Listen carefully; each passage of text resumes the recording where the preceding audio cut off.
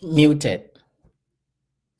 Hey guys, welcome back to the channel. So I'm happy to see you all today. We are going to talk briefly about some of the governmental policies, Trump and his policies, and how that affects students and people with visitors visa. So if you are new here, please consider subscribing and let me know your thoughts in the comment section. Send all your comments and your questions in the comment section. We are going to respond to everyone's question before we leave here. So before we move on, let me know if you can hear me and we can continue with our channel. Please share the video. We are on Facebook, we are on Instagram, and we are on YouTube. So share the video to your loved ones, to other friends to join. We are happy to see you. I see Manda. Manda is connecting from Malawi. Thank you for being here. I see Halima. Halima, thank you for being here. Then Eunice, thank you for being here. Eunice is connecting from Ghana. So I'm happy to see all of you. Please, can you hear me? Let me know if you can hear me from the comment section before we move on. Let me know if you can hear me. Let me know from the comment section that you can hear me. Okay. Please type in the comment section and let me know if you can hear me. That would be very helpful. I thought I was on mute. Yeah, I think it's good. So today I have Padma with me. So Padma, welcome. And thanks for being here and joining me for this. Can you sit up and face the camera or push your laptop down a little bit so that I'll see all your chest and see how manly you are.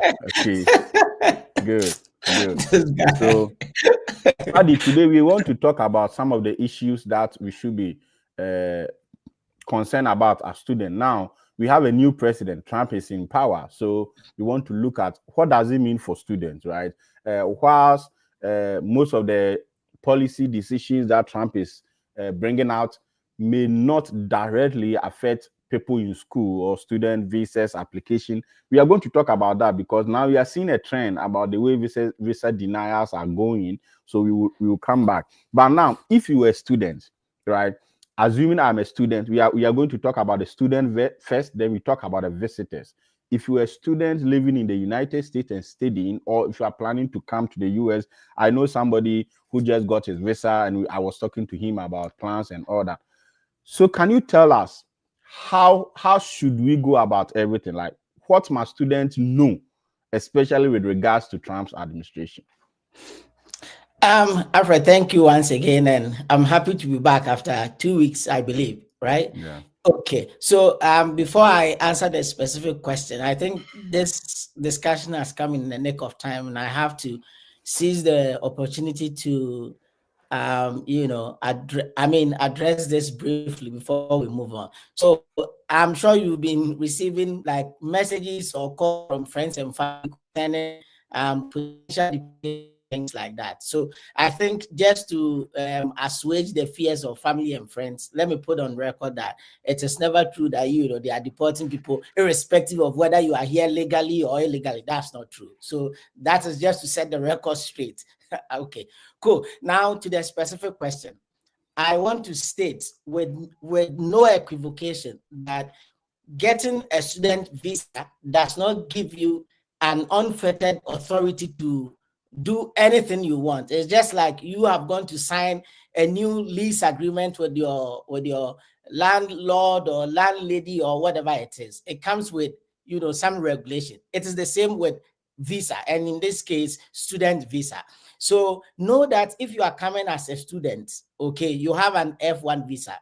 Make sure that so in this context, that is, let me go circle back to if you are going for the visa interview, and then if you have the visa already, right? Yeah, Paddy, So we'll come to the visa interview first. But now let's focus on those who already have their visas. okay, Because cool. now the concern is that there were so many things you could be pardoned or you can't do as a student or people used to do that we want to draw people's attention not to do in this Trump administration Right. because you Okay, may cool, not be cool. pardoned. That's what I That's want fine. us to talk about. Yeah.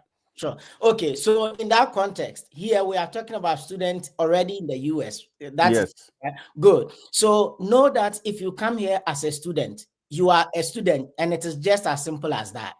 And when you are coming and when you are here as a student, you need to focus on the reason why you came here. Here we are talking about making sure that you are going to school full time, you have your academic work going on. When you have assignments, make sure you are doing your assignment. Every necessary schoolwork, make sure you are doing it.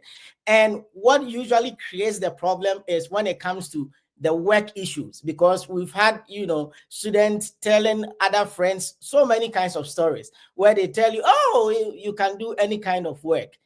And the point is, people may have done it and then they got away with it. That doesn't mean that if you do it, you get away with it, especially in this current dispensation.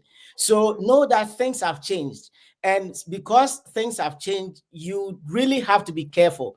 So as an F1 student, you cannot work just anywhere. That I can't emphasize that enough. So you cannot be, I mean, and Alfred, if it's okay, I can mention some of the jobs that you cannot do. Yeah, go ahead.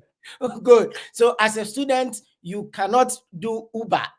Let me stress this. You can't do DoorDash, delivery, whatever it is. Also, you cannot be working in what do you call it, in a restaurant, those kinds of jobs. You are not allowed, given the fact that you have F1, those things are within that remit. So you cannot do it. We know that some people have table, how do we call it? Tabletop, right? Or under the Yeah, under the table. Yeah. under the table, yes, under the table jobs. You cannot do that. The reason is that maybe, just maybe, you do it and you are free, nothing happens.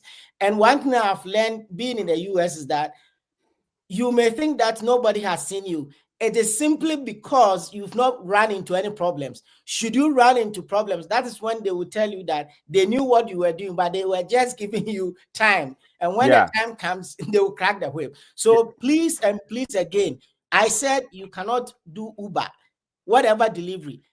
Alfred, a friend told me that they went to do delivery, and then he came back after the delivery. His car wouldn't start because he didn't know that the person he delivered the item to had called cops for him, and they came just within a split second. So please and please again, if you are caught, especially in this dispensation, I mean, Yes. So, Paddy, let me put some context to what you are saying. I think one of the key things that we are saying now is that we are not saying you cannot, like, what we are saying is that in this Trump administration, make sure that if you are here as a student or you are coming as a student, you are prepared to go by the rules, because you exactly. might not be forgiven when you are caught.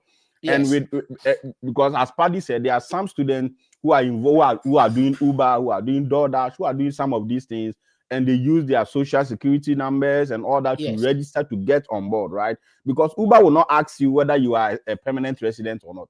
All that they need is it's your social security, and as a student, Yes. you may get a social security number for yourself. So what we are saying is that that is against your student visa, right? And if it is against your student visa, some people might have done it and they might have been free. Nobody caught them Yes. and all that. But what we are saying is that in this Trump administration, there are some things you cannot do, or you should not do, because if you are found, if you are caught, that is going to go against you. You may not be the Trump administration will not be to show some kind of mercy to you as it used to be, because now the Trump administration is very rigorous. Now they want to kick people out, especially people who are abusing their visas.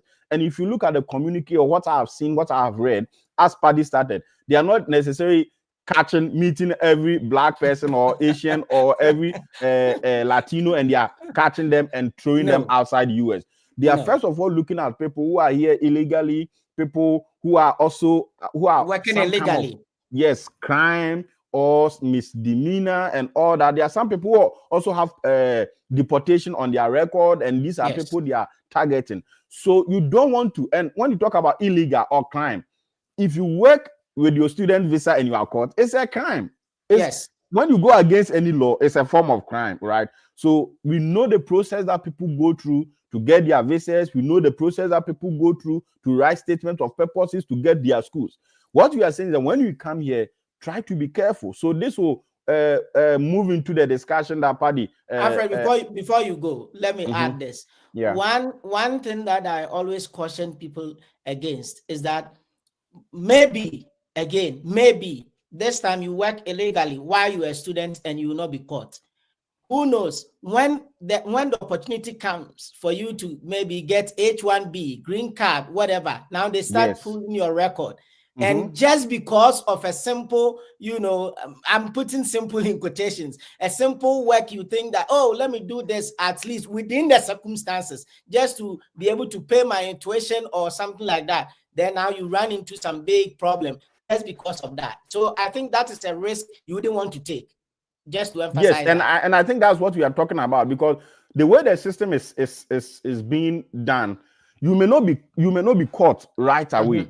This will happen perhaps in future, because when you do Uber and you do some of these not approved job for students, okay, what it means is that you are going to receive 1099, which the form you will use to declare taxes, right? Yes. So in the 1099, there is a clear description of who the company is, the amount of money you made, and the duration of your work.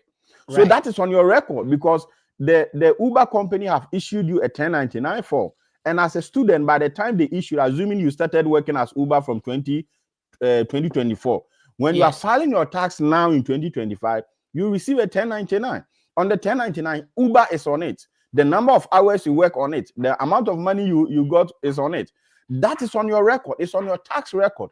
And these are things you can't do away with when you are filing for green card, or you are filing for H1B or extension of OPT, whatever.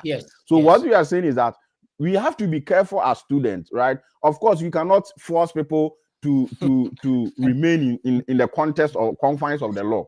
But we are cautioning people who are seeking knowledge, information, people who are asking questions in our own understanding and from what we've read. In the next 4 years, you don't want to find yourself breaking any immigration law, abusing your visa, and all that. Okay, that is what Yes. the first thing we want to talk about. The next thing, Padmore, is that, so based on this will mean that before you decide to come to any school, before you sign your I-20, you get your visa, make sure you have financial plans for your studies. There are Yes. some people who receive visa I-20, they go to the visa interview, they are able to present themselves and get their visas because they have somebody, a brother, an uncle who is very rich and is able to give them bank statements for paper purposes, for Right. interview purposes, because the Right. money on the bank statement is actually not going to be given to them when they come to the US. Mm-hmm. So they just present the money for paper purposes. That is fine. But after your visa has been approved, the question is that, ask yourself, when you come, how are you going to pay? So, and this is the time you have to ask the question. In terms of administration, you cannot travel, come to school, and after 2 months, you say you are going to find job, you are not going to go to school again, you are going to drop out of school.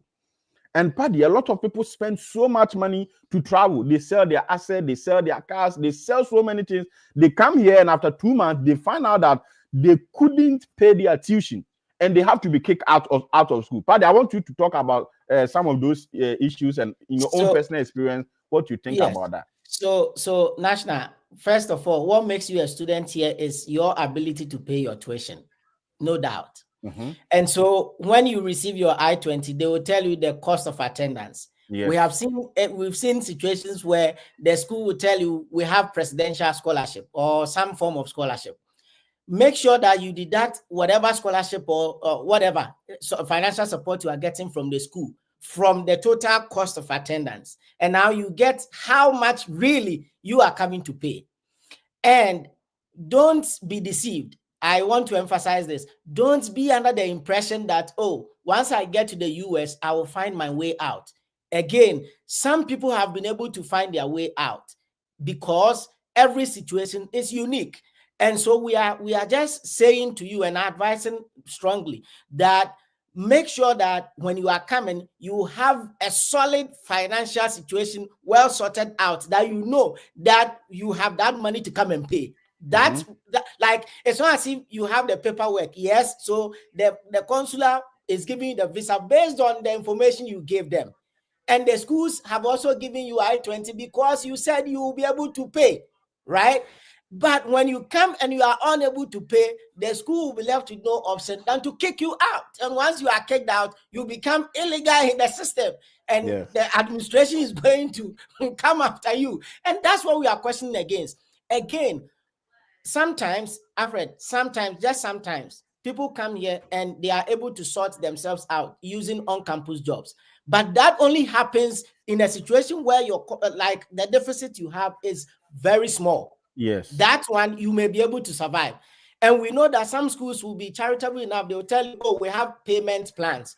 But the payment plan is also based on the cost you have to pay. So if you are giving a payment plan, maybe, okay, I know at least from my school, I know that every month they will tell you to come and pay a certain percentage. And the more your tuition carries forward, you get some charges on it. The more So you if have interest, right? yes, Yes, it's not free. on the fee that you haven't paid. Yes. So assuming they give you a payment plan every maybe month, come and pay $2,000. Realistically, National, as a PhD student receiving stipend, even that I mean, if I take my living expense, how am I going to afford $2,000 a month? Unless you have a brother here you are squatting with, right? You are sleeping on his couch. In that case, you are not using money to pay rent. But as you said, there are some people who come here for master's degree and they have to pay $20,000 in tuition alone. Living Yes. expenses is not in. Their deficit is 20,000. They come from a home like mine. We are not rich. We don't have the money. So that's what Padmon is saying. If you don't have any plan, I know somebody who came here with a deficit of 40,000, and he had people to pay for him because his parents were here, his brothers were here, yes, and they were willing to pay because they can pay, right? yes. So what we are, go ahead, Paddy. And Alfred, many a time we see people like following other people's directions. Oh, I came and I was able to do it. Probably. And because, I mean, probably they are not telling you the entire story. They are only telling you just a portion of it. And so if you fall for that trap, you come here, you become stranded.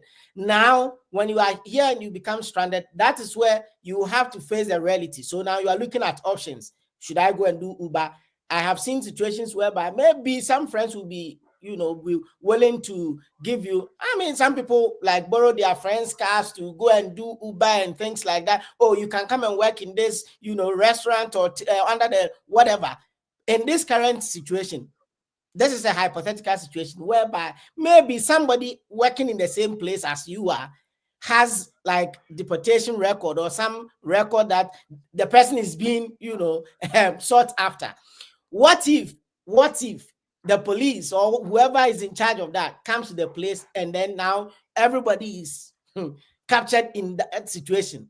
Mm-hmm. I mean, you see, Yeah. so So we are saying strongly that please, when you are coming, make sure that you know that in a case where you come here and they ask you to pay fees, you have the money readily available. That's what we yes, are you trying have to say. financial plans. Basically, that's what Yes, we mean. You have yes, financial plan you can afford.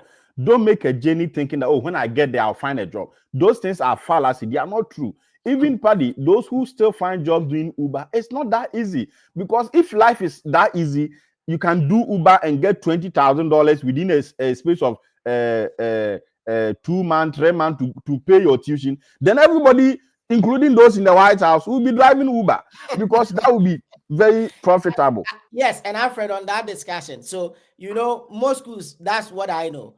If you are unable to pay, maybe for the first semester, you'll be able to go through because probably you were allowed to register before the semester started. Yeah. If you're unable to pay the fee, in the subsequent semesters, you are blocked from registering. And Yes. once you are blocked from registering, it means you are not a student. You are illegal in the system. Your Yes. I-20 can be cancelled. So please make sure you have a solid plan before coming here. And maybe going forward, we can talk about the campus jobs and put real figures to how much you can raise in terms of if that's an option you are looking at. Yes. Go ahead. So I think, Paddy, that was where I was coming to. That at the end Okay. of the day, there are some people who have scholarship, right? And for example, if your scholarship covers at least, let's say, 80% of your tuition, and you are left with, let's say, $15,000 to pay in tuition, $10,000, $5,000. Now you come and there are ways to go about it. One is on campus job, and Yes. you are allowed to work 20 hours, usually at the minimum wage rate, right? $13 per hour. At Yes. Yale, it was $16 per hour. So basically, at Yale, when I work every month, I was making about $1,000. However, my rent was around $650. So when I take that out, I would have been left with about $300. And at Yale too, when the month end, you have to pay your rent in advance, one Of month course. in Yes. advance Yes. before Yes. the month end. If you don't pay, your ID card is logged. You cannot enter class, you cannot enter library unless somebody is coming and the person will open it for you. And as soon as you are not able to pay, the interest begin to accrue. And the Yes. interest that accrues on those payments is huge. So you don't want to go there. So on-campus job is there.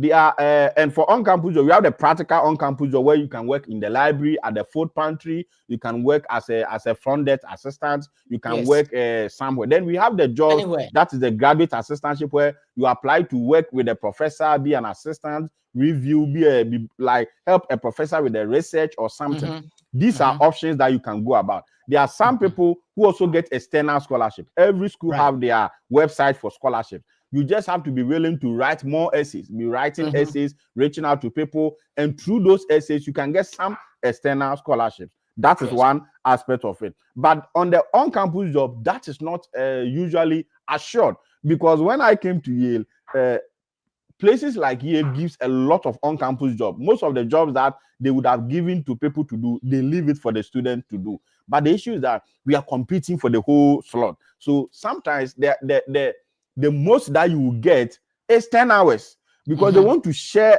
the jobs accordingly to all students or many students so that students can afford their grocery. The purpose of the on-campus job is for you to help you go to Walmart, buy your toothpaste, buy your chicken wings, for you to live and eat, right? It is not for you to pay your tuition. That is why if you base your thoughts, your knowledge, your preparation on campus job, it may be a problem. And there are some people too, as soon as they come, they have like they arrive in school late.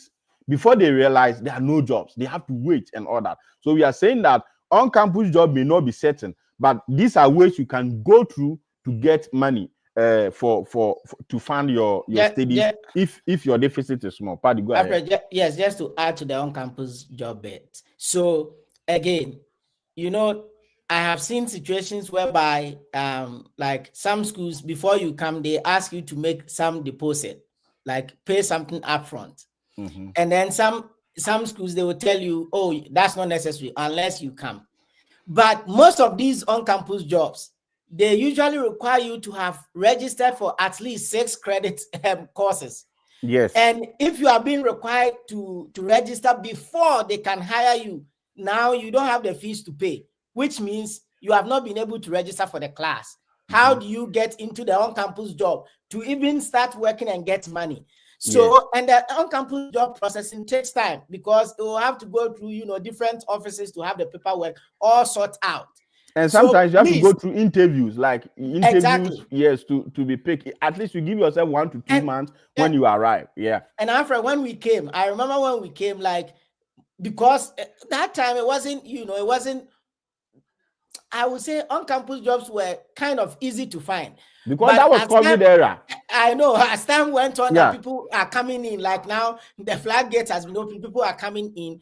It became overly competitive. So places where at first you can do 20 hours, now they will say, oh, we can only offer you 10 hours, just so we can open the opportunity up for more students. When that happens, remember, now you are in a tight corner. So we are saying again that make sure you have some, appreciable level of finances sort out before you come here. On-campus jobs, certainly you get, you know, an opportunity to work, but it may not be immediate. Some people get work after 1 year, after 1 semester, after 2. So please, let's try to, you know, be careful when we are dealing with these finances. Thank you. Go ahead. So, Paddy, now let's go to the next important thing that students should be aware before we move on to the visitors, people coming in with visitors visa. Now, as a student, when you come in at this time in the Trump era, make sure you don't do anything that will result in your dismissal. Avoid plagiarism, copy and pasting from the internet, not doing your assignment.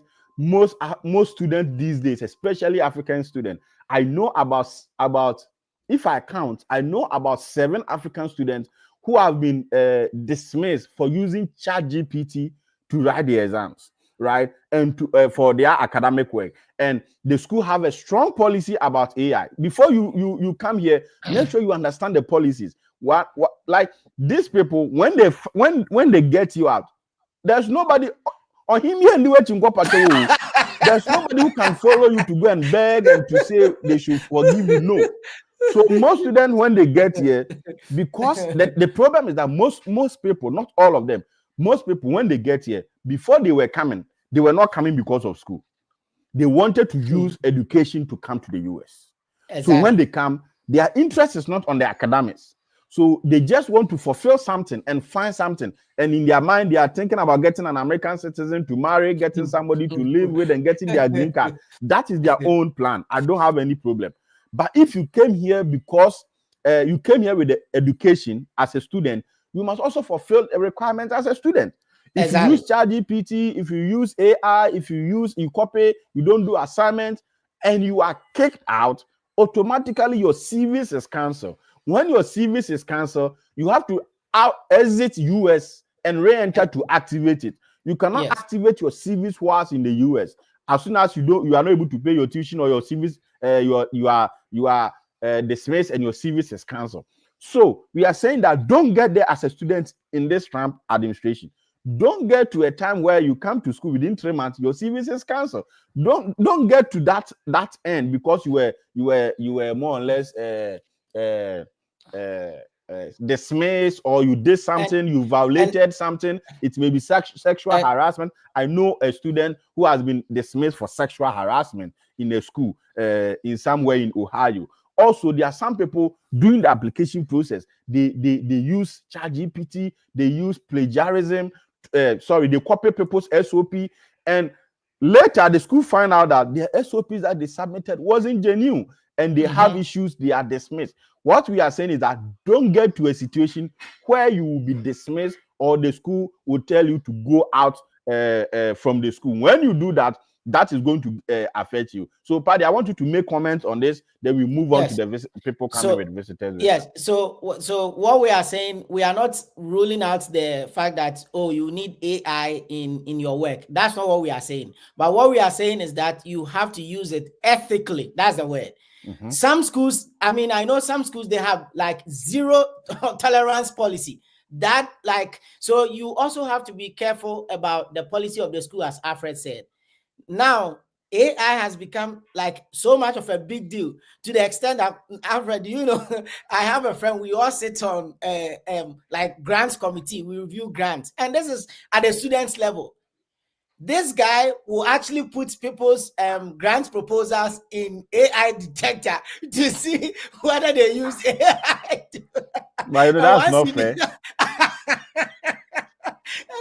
and once the guy detects that, I mean, you are ruled out. So we are saying that, please and please again, as Alfred said, here when you are caught, there will not be anybody to go and intervene. No. There's no intercession here. So please, you are coming here as a student, and you are coming because you know you understand the rigmarole of being a student in the US. And so please and please and please, when you come to school, make sure you are doing the right thing. Make sure you are, and it's okay for you to collaborate with friends, you know, like colleagues, to work on assignment, but make sure that your work is very much different from what all the other Your people are work is submitting. genuine. It's genuinely yours. Exactly. That is like, that cannot be tolerated. Academic integrity is a big deal here. So that's what we are trying to put across. Alfred, you can go on. Good. So now we move on to visitors visa. Now there are people who come in with visitors visa. You know, usually if you're going to interview, going for the interview in Ghana, for example, Nigeria, I know they give about 2 years, but for Ghana they will give you straight 5 years. 4 years, four, Yes, 5 years. Yes. 4 5 years. But in that case, you can live in the US for at least 6 months. Now, people get the visitors visa, they enter and they never exit. They enter and they abuse the visitors visa. Now, as I said, everybody have their own motivations and their own the reasons they do what they do. But for us and our followers, and what we advise people is that once you get the visitors visa, ensure that you use it responsibly. And we are going to share with you ways you can use your visitors visas responsibly. For many people, they when they get the visitors visa, they don't want to get back, right? But the visitors visa only allow you to stay here for 6 months. If you enter and after 6 months you have not left, automatically you become illegal. And that it becomes difficult for you to reinstate your status. At West, the best you can do is to marry a US citizen.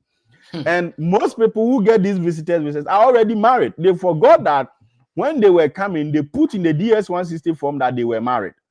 They forget, they don't think about that. Now you come here after 1 year, 6 months, or after 6 months, you marry somebody and you're going to file for green card.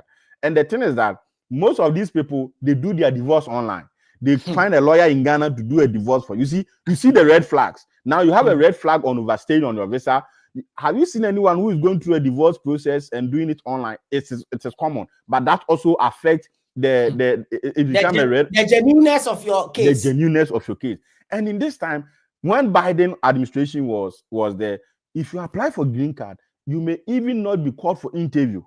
Right. They will not call for interview and your green card will be approved. But Trump is thinking of changing all that. And in this case, when they call you for interview, they are going to do the kind of interview where one person will be in one room, another person, and they will be interviewing you at the same time. They are trying to detect fraud. They are trying to see how people are misusing the system. So if you have a visitor's visa and you come in and you don't want to go, right, the best thing is that as soon as you enter, you can apply for a Canadian visa, right? Then when your time is yet to the 6 months is here, you can go to Canada for 2 weeks and come back. But be prepared at the board port of entry to ask to answer questions on some of these things, right? So this may also even not help, because this is what people do. The best thing to do is that enter legally, make sure you have 5 years visa, enter legally, make sure you exit legally, plan and come back. The only disadvantage is that you are going to incur more in plane tickets, which is better than staying here and becoming illegal, doing Trump's administration and going through the process of staying and all that. So people with visitors visas also must be very careful and all that. I don't know if you have any comment on it. Then we So go to visa application process now. What is changing? What visa officers are looking for? So, Paddy, comment on so the visitors yes, visa issue. yes. I mean, without sounding sententious, what we have said, okay, what we have said is that yes, you have 5 years visa straight, but when you are coming as B1, B2, or whatever visitors visa, that's what you have. You can stay continuously for 6 months. We are above that, you have overstayed, even though you have 5 years visa. That's what we are trying to say here. So we are saying that make sure you are using the visa responsibly. And I can tell you that if you use the visa responsibly, Alfred, anytime you go to the embassy, in fact, any embassy at all, they know that you are a responsible visitor and they will give you the visa. But once you abuse your visa, just one, it could be that, oh, this one, it was just once. You may not have that opportunity again. And so it is better you use your visa responsibly today and enjoy more opportunities in the future. That's what we are saying. And in fact, if you have a visitor's visa in the US, legally you are not allowed to work. Like, that's what it is. But people come and they find ways around it. And as Alfred said, maybe you can decide to marry and then get, but the marriage process, Alfred, I know you know better than I do. It would take time, right? It wouldn't be that's immediate. Now So there's a long that queue. You have to go and follow, right? Even if you marry a US citizen, you have to wait for at least 2 years to go through the process successfully, right? Then it So means that if the person is a green card holder, then it will take you 10 then Akufo-Addo will have to come back to government before your visa, your this thing is approved. Okay, yeah. So all that we are saying is that make sure you are using your visa responsibly. If you came here as a visitor, be as a visitor. It's as simple as that. Alfred, please Okay, go ahead. now Paddy, let's talk about visa application currently, because that is huge, right? Within the past 2-3 weeks, as Trump started and all that, we've seen a change in the way the embassy react to something. In terms of broader, people should pay attention here. In terms of broader policy guideline, nothing has changed. You still have to prove that your purpose of traveling is genuine. You still have to prove that you have money to pay. You still have to prove that you will return after your visa is done, right? Yeah. That is there. But now I believe that the visa officers, whether they just have a meeting or they send them a memo or something, they are beginning to be very strict and they are beginning to be very unforgivable. Because if I see some of the rejections and that is coming in these days, it doesn't make sense, right? Yes. It doesn't make sense for somebody to go for an interview and they will ask you that, is the person you are coming to visit a US citizen? And he said, no, the person is not a US citizen. And because of that, even though the person is living here legally, the visa is rejected, right? And also for student visas, I have seen a trend about finances and a trend about purpose. So this visa officers are now being careful, and they are trying to scrutinize applicants and trying to see applicants who genuinely qualify. And it's like they are the kind of enforcement that they had for the law is now stricter. Like they are now required to really be straight and really approve visa when they have no reasonable doubt. And that is what I want people to be active and to think about. So when you are preparing for your visa application, when you are preparing for your interview, don't go and sound cliche. Don't copy people's questions and answers and go and spell it out. Try to be genuine. Try to be unique. Make sure that you make sense. If your deficit is very huge and you know you cannot pay, don't go. The possibility of you being denied is high. Now the embassy is putting so many this week. Let me go through something. I had people who contacted me that their visas were denied. And let me look at what they said. Let me look at what they said. Let me see. Yeah. So why you check? Let me attach. Go ahead, Paddy. Yeah. Yeah. So so what we are trying to say is that, this we are limiting it to students, at least for now. As a student, okay, make sure you understand, you have a coherent story. So understand the program that you have been offered, okay, the program that is bringing you to the US, because in many cases, students go, they already have like premeditated questions that, oh, when I go, I expect them to ask me this, ask me that. So when they go and then the question is not within what they thought they were going to be asked, then now they start, sounding gibberish. And once that happens, you'll be denied. And as Alfred said, you don't want to give them even the smallest opportunity to deny you. So when they ask you about your program, a way you are showing to them that indeed you are a genuine student is being able to tell them what the program is about, your motivation to come in here for the program that you have been offered. But and then now they come to the finances aspect.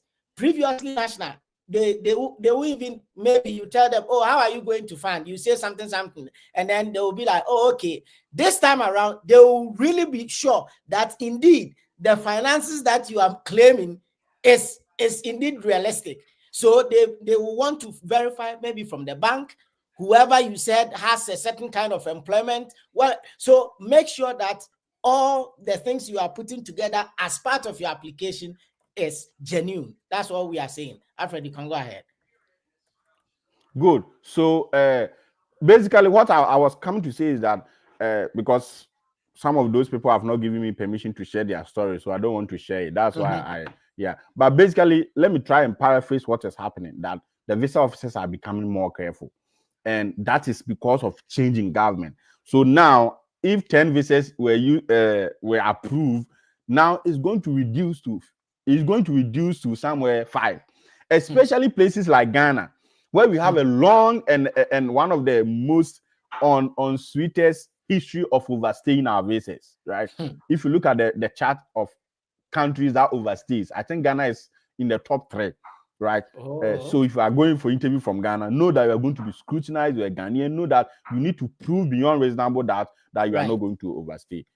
So, Paddy, let's quickly go through some of the questions and answer. I'm going to highlight them based on when they came in, so that we can answer them briefly and quickly. This person says, this is from Halima. Please, does school one chooses contribute to his or her denial? Basically, what do you Okay, think? so I would say, I mean, in broadly, I would say no. But because the school you are coming to, if the school is well accredited, then it means that they have what it takes to offer you whichever degree that you are coming to pursue.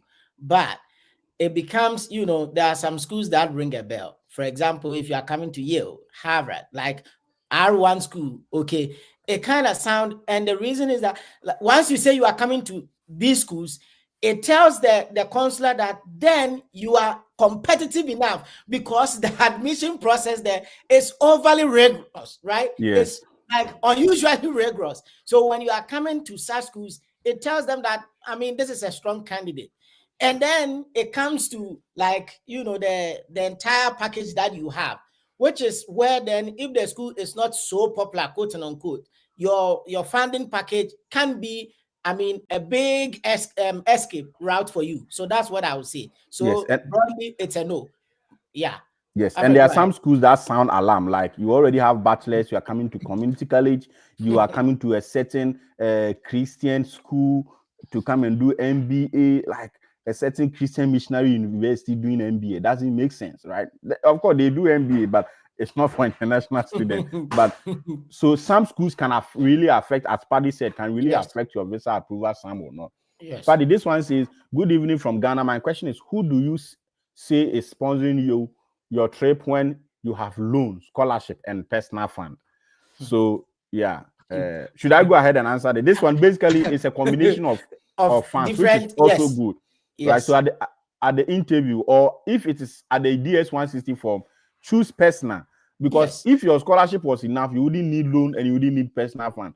Personal fund is personal, scholarship is loan is personal. In this case, basically what you mean is that your loan and personal fund are more than your scholarship. So personal fund. But at the interview, explain to the visa officer that I receive this amount of scholarship. I also have Yes. this funding from my work or my savings, and I got this kind of loan from this embassy, from this person or whatever to support my studies. That's Yes. what I think you should go about it. Yeah, Paddy, Yes. go And ahead. Alfred, the loan thing too depends on the kind of loan. Yes, the If kind of you, loan, the yes, amount of money involved, exactly. and Whether the it's, interest. yes, Yes, whether because you some got loan, the loan, whether you got the loan locally, like from your country, yes, if or you, most all those local things will come domestic in. loans are very authentic and the visa Yes. officers love it. Of course, there are Yes. international loans that are also authentic and very powerful to use, but it Yes. has to do with the amount, how you are going to pay, payment plan, then the overall importance. If you are coming to study a program and you are taking a loan of 80,000, ask yourself. The visa officer, like, if you are coming to do masters in history and you have a loan of 50,000, after history, what job are you going to do? You are going to teach. And how much are you going to earn to spend 50,000 a year to go and do masters in history? Cool. You are coming to do masters in divinity. Your loan is 40,000 or so for 40,000 loan. You want to take a loan of 40,000 to come and study, to come and worship God or serve God, basically.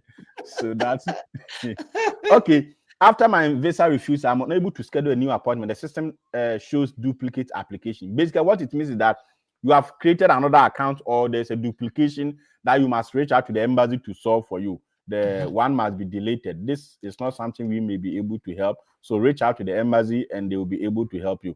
Please, what is the best thing to do if you don't have sponsor for first year? We have also received our I-20. I don't get the question. Basically, Paddy, Alfred, go ahead. Yeah. I think the question is, maybe you are coming and initially you don't have any funding, right? Mm, You don't have funding, but you've received your I-20, which yeah. means on the I-20, they will specify how you told the school you are going to pay. So be it family funds or your personal funds. Then it goes back to our earlier discussion that make sure whichever funds that you are laying claim to, you are laying claim to exist. Okay. Again, when you come, also depending on the amount, if your school, because we know some schools like everything will cost you maybe 15,000, 18,000, 20,000. It also depends.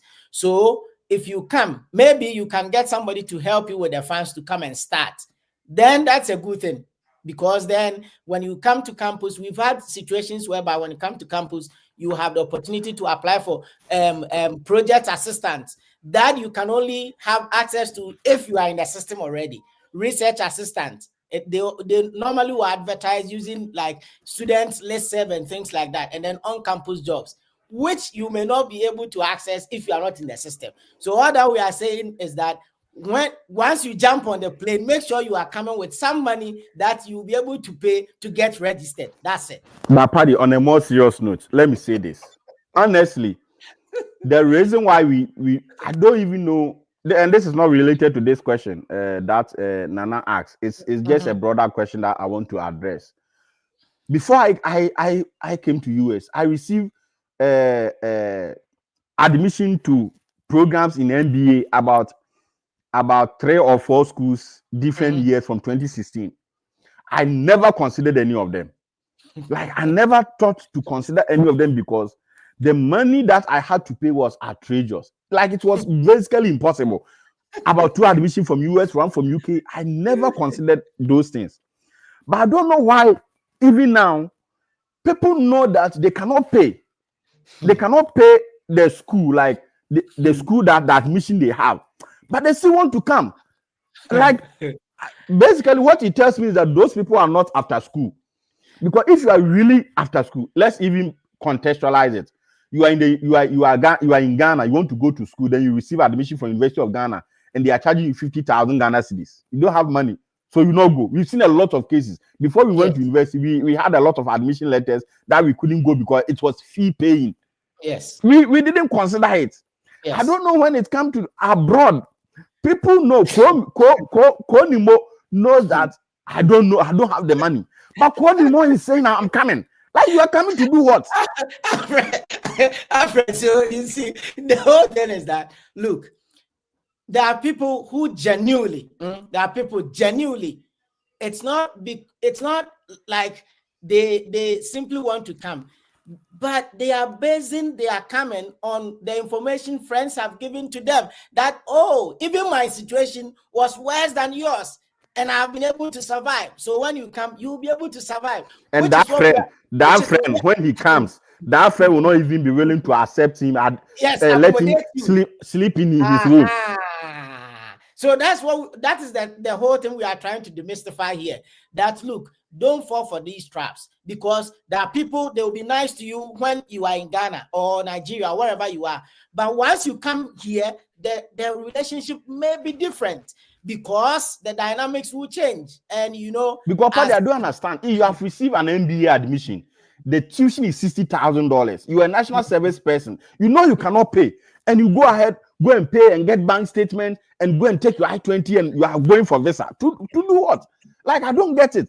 Why don't you put in another application? And like, if really is about studying, then you don't have to. You have to look for other ways. There are some, and that's what I personally don't get, because in my time, I received a lot of admissions. I never look at them. I didn't even consider pursuing and asking how to go about it. But this day, somebody, just like 3 days ago, I called one old man, about 45 years, man, who is doing better in Ghana. He received a program to come and do, say, business analytics. About 56,000. He has about 4 children. And I'm like, brother, can you pay? He said, I cannot pay. I'm like, so why do you want to come? Because the worst thing you will do, Paddy, the worst thing you will do is to travel to the US as a student on a student visa and not go to school. Yes. That is one of the most it's the worst thing you will do, because that jeopardizes, it makes it makes future things so difficult, so complicated. So you don't even want to fall for the Paddy. So National, what I have seen in our, like, in cases is that, like, normally when we are planning, we are so excited about the opportunity of traveling abroad, okay, and we are only looking at the short-term situation. We are not looking into the future, that, okay, just in case I go to US, UK, Canada, or whatever it is, and anything happens and I have to go back, what am I going back with? How am I returning? What am I returning to? So maybe you had a life going on. You had some decent kind of work and you were earning decent amount. Now you spent everything, traveled abroad, and then things didn't work out. You have to go back. I mean, just think about it that way. And so I also feel that national compatriots over here, those abroad, sometimes the picture they also paint may not be, no, sometimes, Paddy, it's not about the picture. That is a big issue. But personally, that's my own observation, right? That's my own observation. If you want to come abroad, yes, you can come. Yes, and for me, I had to wait for over 2 or 3 years, and later, after 3 years, my interest changed from a business to religion. And religion, right? And but then I hadn't had so many offers, and I had to consider, because I was genuinely interested in studying, and I wanted to come here to succeed as a student. The other things that comes are added benefits to have married and to have gone and given birth and all that. They are added benefits. So what I am saying is that, yes, maybe your plan is to come abroad. That is your plan, and you don't want to study, but you are using the study abroad to come. Then use it well and come well. Because as Padmore said, you have life in your home country, you sell your assets, you leave a very good paying job, you come here and you become stranded, it become a problem, and people talk about job. When I was done with Yale, it took me over six months to find a job, to have one interview.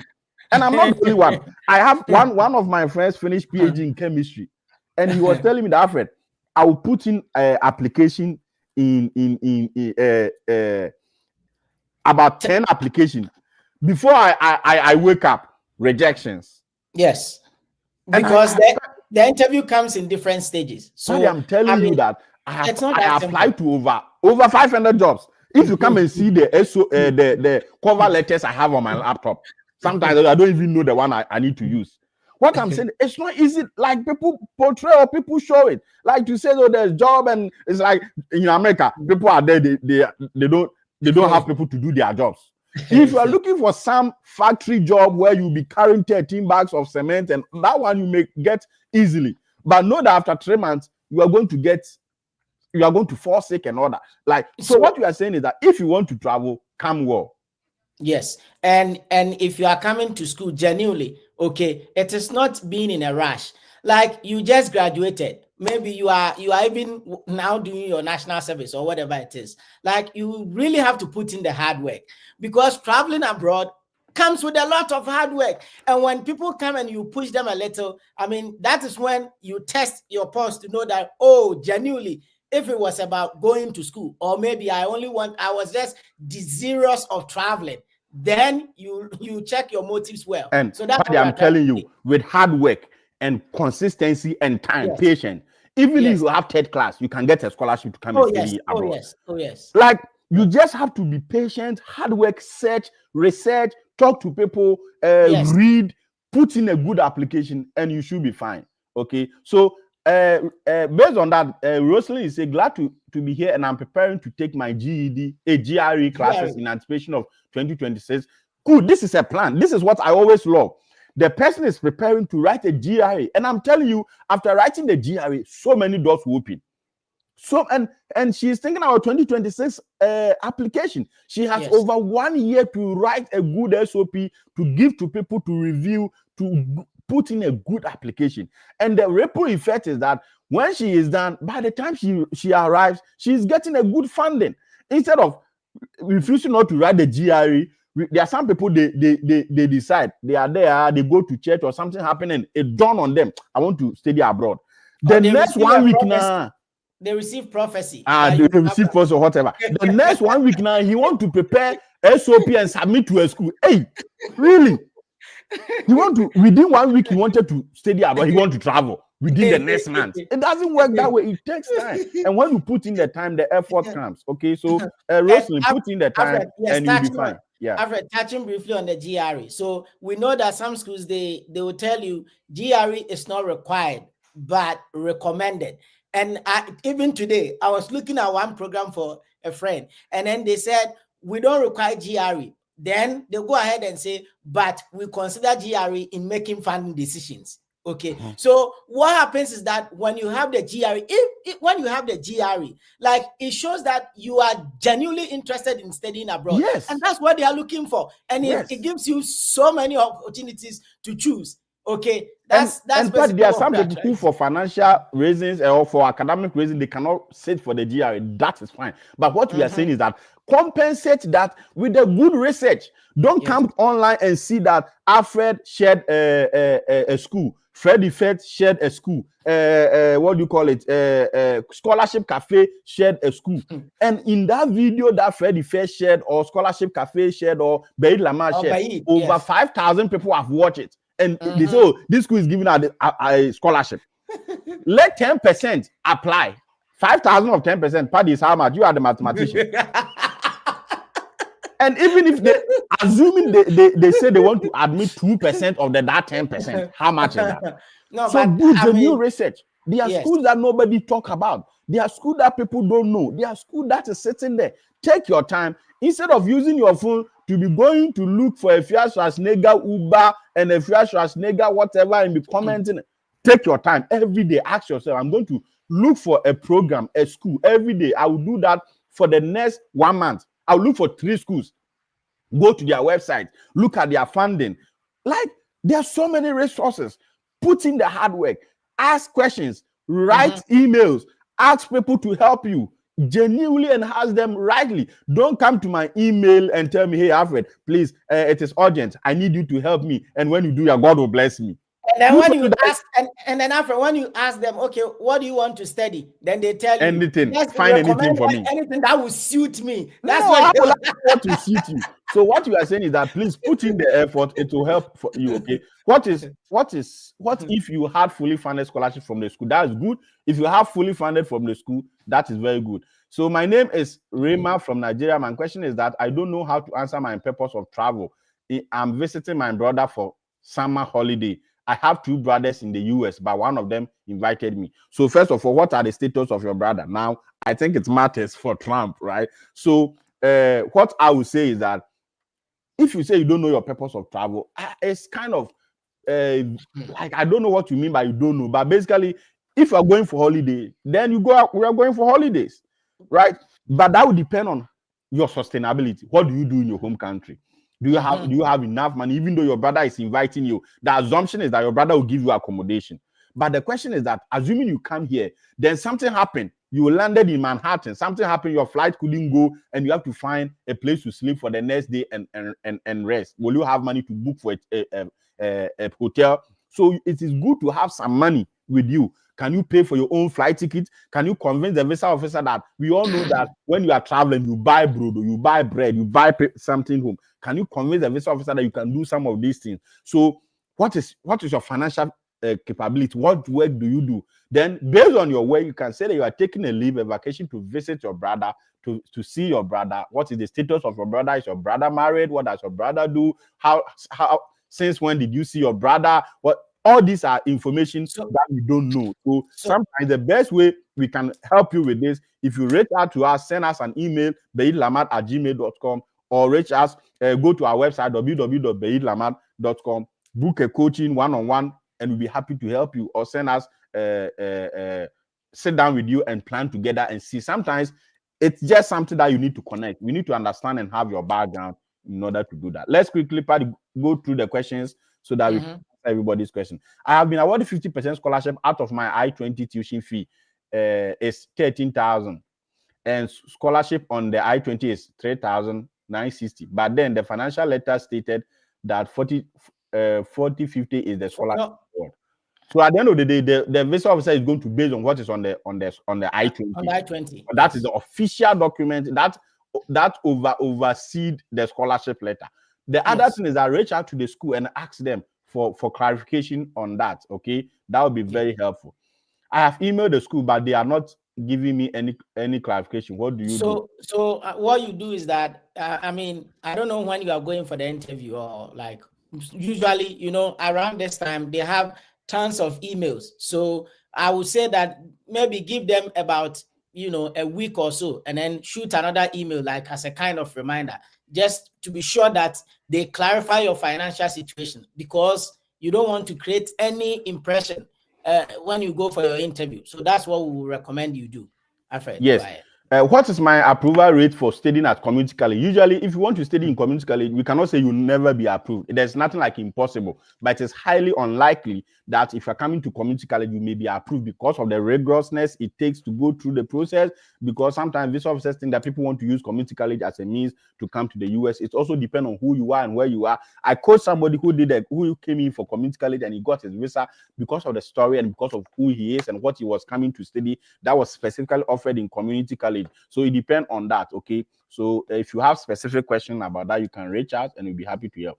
Paddy said, what should I put in the work or training in my DS-160 form when I have only internship, K, and national service? You put that. That's what you put. Yes, it's just like a CV. You cannot put what you don't have. Okay.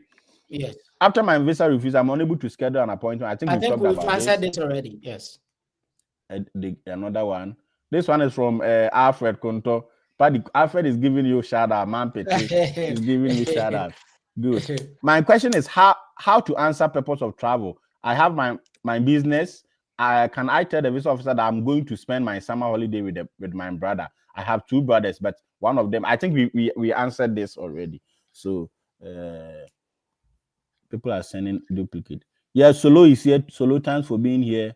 This one says, I think you should go ahead. Okay, he answered somebody. Thank you, Dennis, for answering for us. Let me see. This is from our one and only Say. Hello, guys. You are doing marvelously well, and with your thoughtful and information discussion. Keep it up. Following you guys live from Ghana. Yes, that's my business tutor, Sir Carlos. I really like him and love him for what he did for us. I applied to WKU, let's say West whatever university, and the only Nigerian student for MA English program. My undergrad was in English. Do you think that will boost my chance of approval? You don't need to go and tell the visa officer that you are the only Nigerian student that was approved. At the end of the day, how will you know? So, Paddy, go ahead. Focus. Yeah. So I would say that when you go, focus on your motivation, what the Yes. program is going to offer you, and what you intend to do with that degree. That's what the consular is Yes. interested in. Yes. It's not about going to establish issues of diversity. No. Yes. So So yeah. go and explain. You are the only Nigerian. Like there's no fact. If the visa officer asks you how, don't go to that target. Just explain how passionate you are about MA in English. And MA in English usually based. If you have funding, it's easy to get a visa. It shouldn't be a problem if you prepare well. If you are in doubt and you need help with preparation, I've always said that 1 out of 10 get their visas, 9 are refused. It costs more to go for a second interview than to prepare well and get your visa once and for all. And Alfred, on that, I will always recommend that you seek help before you go for your interview. Don't go get denied and then now you are coming to rectify it. I feel the cost is really, really high. So I would suggest that if you know that you are not really prepared, seek help. Make sure you have your story, everything well coordinated before you go for the interview. This is from our own friend and brother Isaac Mensah. Isaac says, senior, what qualifies one for scholarship to do your MBA outside? For MBA program, your background, undergraduate studies, and your work experience is very, very important. But note that most MBA programs do not have readily scholarships. They have full partial funding, like 50% and all that. So I always advise people, instead of looking for an MBA program that will give you funding scholarship, look for cheaper MBA programs. There are two different cheaper MBA programs. A program will admit you, say, okay, the tuition is 50,000, we give you half of the tuition, 25,000 is your deficit. But another school will admit you and say, okay, our tuition is 15,000, no scholarship. You could see that there are still differences within the two. Okay. This one says, what if you have a scholarship from the school from the first year and then they say when you improve in your academic, they will continue with the scholarship? Is it okay? It is fine, but not for the visa interview. Alfred, go ahead. Good, but just to use you remember we've had a case like this where the person had been promised scholarship, like funding, if they are able to make it. And then when the person went for the interview, she spoke about it, and the counselor was, I would say, friendly enough to ask for proof, and the person got proof from the school. So in that case, it worked. But this is unique circumstance. It will not be applicable to everyone.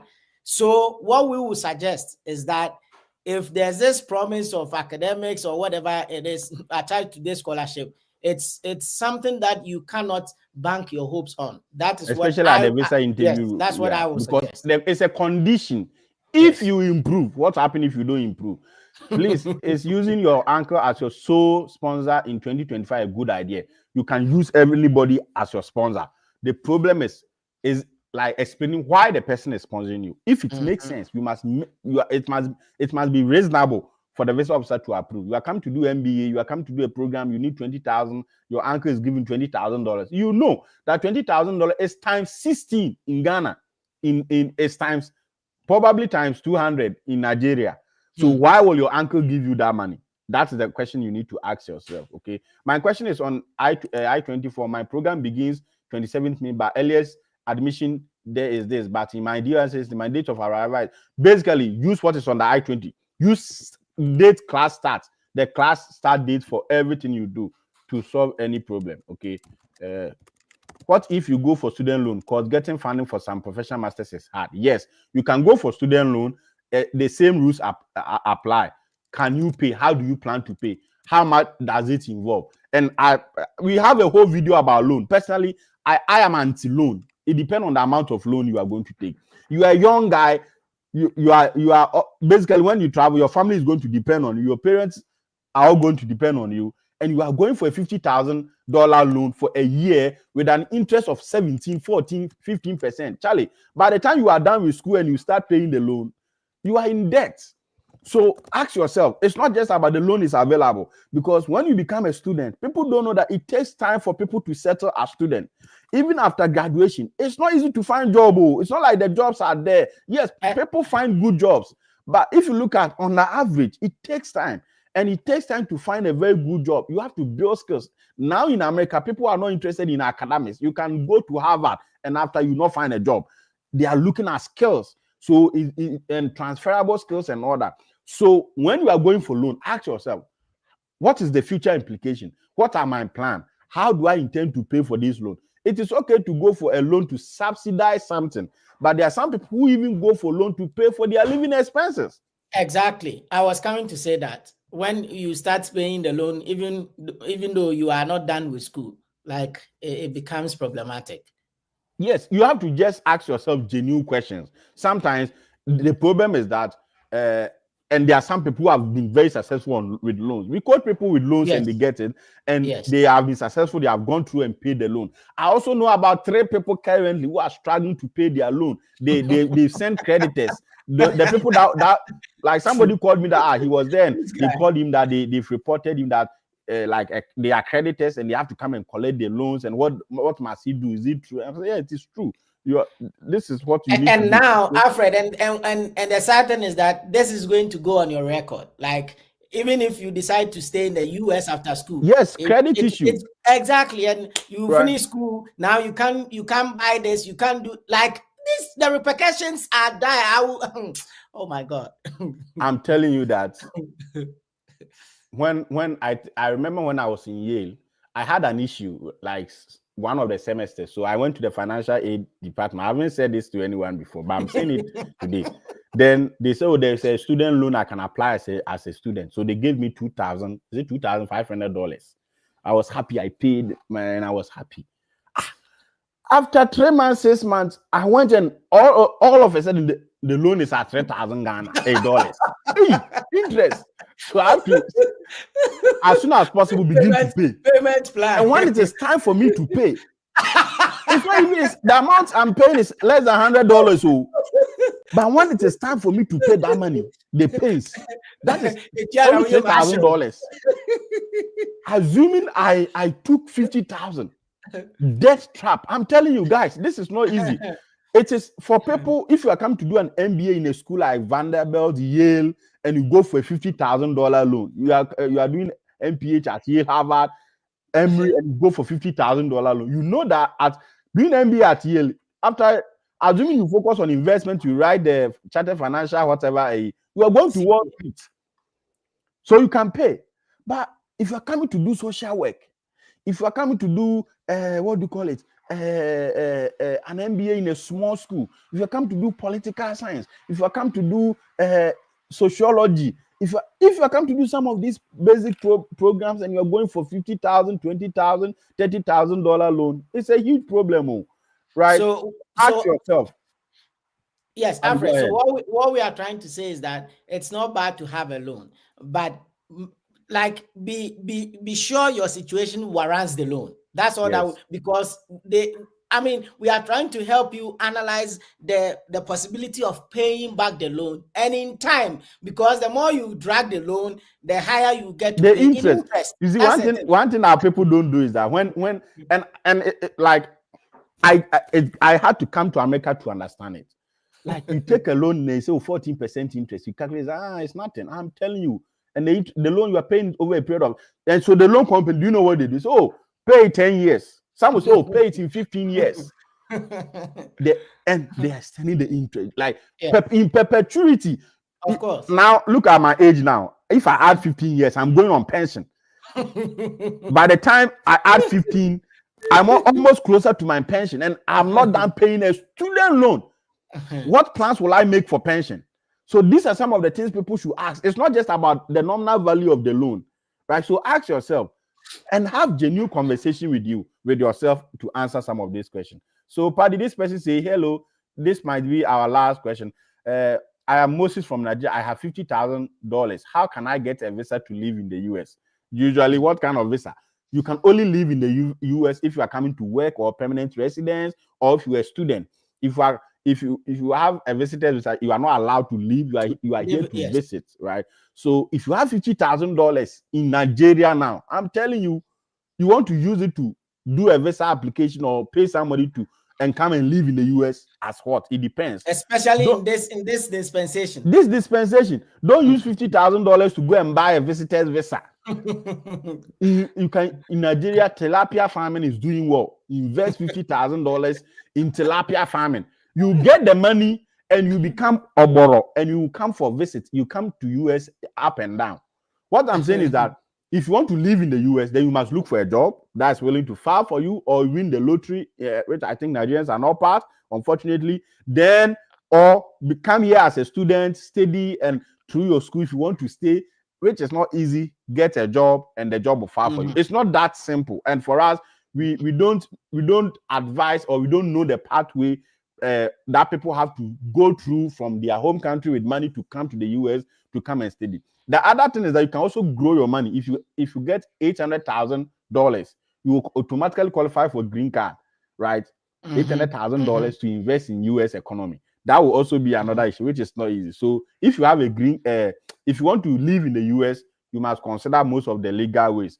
People will promise you work. Like, it's not easy. I sometimes I see people. But let me end with it. Sometimes I see people pushing that US company is hiring plumbers, contractors. I'm like, hey, do you know the process you need to go through as EB this, EB? The visa line, even those here in the US, they are waiting for 3-4 years to go through it. You are in Ghana consulate, and somebody say, oh, they will give you a plumbing job in the US. So you are paying money in Ghana for somebody, an agency, to give you a plumbing job. If it is that easy, do you think that even some of our politicians will still be there? They would try to come and do the plumbing job. What we are saying is that in the process, always try to migrate right. Kofi Kinata is a Ghanaian musician who sang a song to advise people on how to migrate right. It helps. And if you have that money, 50,000, you can use it to study. And if you invest in your studies, in yourself, in academics, that is very good. Paddy, go ahead. Yeah, so I think you addressed it, because I was just coming to say that, I mean, like, make sure you are putting your money in the right kind of investment, because somebody promising to bring you to the US, it is not that simple. And this, how do they call it?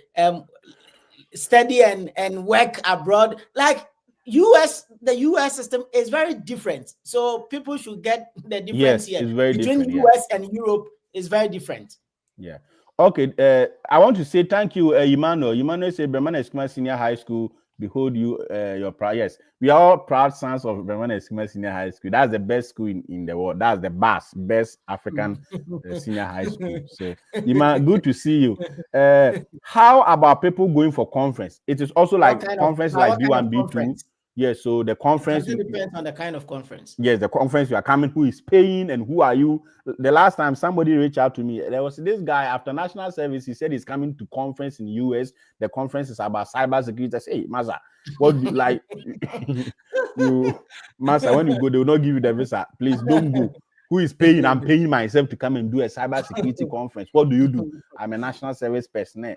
Are you married? No, I'm not married. And I'm like, yeah, I'm not saying don't go, but what I'm saying that it is not likely that you may get a visa because there are obvious reasons around some of the things. Genuinely, you want to come for the conference, but because of what people have done at the embassy, they don't trust all of us, even if we are speaking the truth. Okay? But what if you have a prophetic message that this is what will take you to the US? Yes, I know a prophet who went to the interview that he was coming for a conference. They denied him. And that should tell you that it's not about prophetic message. The prophet even get denied. Okay, so I have 3 questions. This will be our last question. Is that what is the success rate for full scholarship? If you get full scholarship, you can get your visa or you will be denied. I know someone who got full funding for PhD and was denied in Ghana. It's not just about the money. It's also about your purpose of travel, because now the visa officers know that agents apply to schools for people. A good agent can apply and get you funding. It doesn't mean you're a good student or you are really coming to study, right? Alfred, just to touch on that. So you have full funding. Now, maybe the consular doesn't want to spend time talking about your funding situation. They now want to gauge your mood when it comes to the program. So I remember in my interview, the consular asked me, oh, so what's your research interest? What are you going to research on? So just imagine if you were not part of the application process, somebody in a hypothetical situation where somebody cooked everything for you, then you just take it to your embassy. You don't even know what it means to say there's a research interest. Then it's a red flag. So Yes. it goes beyond just having full scholarship. Somebody said, he said in admission letter is there any scholarship details? Yes, sometimes most admission letters will give you scholarship details. Third question, how are you planning to give back? How best can I? Usually, they will not ask you how are you planning to give back. They may ask you what are your plans after school, or how are you planning to return, whatever. That's the question that they may ask you. Okay. He said, how are you planning to give back to our university? No, they will not ask you that question because nobody is interested. The research, in Kwame, the research you are coming to do here, it goes to the credit of the university, basically. That's what it is. Yeah, so this is our Papa Reverend Ampofo Samuel Kwabena Sechi. He is also one of our mentors who mentored us when we were at bars, and I'm glad Dundee! that he's here. So shout out to Dundee. We are happy to see you. Thanks for jumping on our feed. We are happy. Dundee is a Reverend Minister, Methodist Reverend Minister. Yes, a very powerful man, both in thought and in deed. Yeah. Okay, what is the method to use in traveling studies conference? Please, there's no method. This is not Aquila. So, guys, thank you for your time. Godfred, there's no method. The method is that if you want to study in the US, you apply to school. If you want to come for conference, you apply for or look for conference, and you should be willing to pay and meet the visa rules, and you'll be fine. Thank you, guys. Check our website www.beidlamadedu.com for all details about us. You can find our WhatsApp line, our Telegram page, our email address, all details. Every Monday and Wednesday, we post videos about study abroad and visas. Please subscribe to our channel if you are new here, and share and let us know your thoughts. If you have any question, reach out to us. If you are looking for visa coaching and visa preparation, you can reach out to us and our coaches. We'll be happy to help you and coach you and prepare you and take you through the process and ensure that you get your visa rightly and understand what you need to do. So thank you for your time, and see you. Paddy, last words. Yeah, so all that we are saying is that within this current dispensation, make sure that everything you are doing is in the right direction. And when somebody gives you an information, double check to be sure that the information you have is not spurious, because the consequence may be dire. Thank you, and see you next week, right? Yes. And when you reach out to people, ask them, especially friends here, ask them genuinely whether they think you can survive on this scholarship. Ask them genuinely and be open for whatever people say. When people give you constructive thoughts, don't think they don't want you to be in America. Where I am, you may not ever even meet. Like, why would I want you to be in this big America? It doesn't matter. It doesn't concern me. So always think about it. Okay. Thank you so much. Our WhatsApp, how can I get your WhatsApp? Our WhatsApp is on our website, Beid Lamad, our name at beidlamadedu.com. When you go there, you get our WhatsApp number that will respond to you. Please, on my admission letter, the program was information system, but on the I-20, the program is information technology. Is that going to affect me? No. When you go for the interview, tell the visa officer what is on the I-20, and you should be fine. Okay, see you guys. We will see you next week for additional conversation and thoughts. Bye-bye.